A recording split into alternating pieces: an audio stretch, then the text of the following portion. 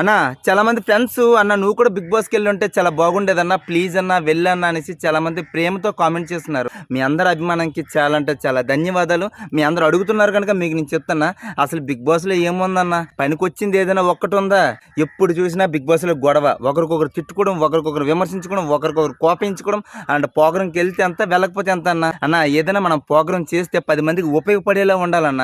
దానికి తోడు అందులో ఉండే వాళ్ళందరూ పెద్ద పెద్ద చదువుకున్న వాళ్ళే, పెద్ద పెద్ద సెలబ్రిటీస్.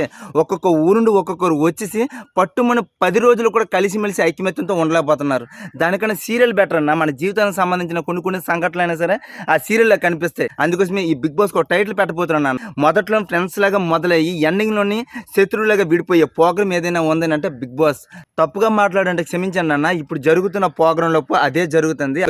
అలాంటి ప్రోగ్రాంకి వెళ్ళడానికి ఆ టాటు పెట్టుకోను ఆ ఆలోచన లేదు. మీరు అడిగారు కనుక మీకు నేను చెప్పాను. మరి మీ ఒపీనియన్ అంటే కామెంట్ చేయండి అన్న.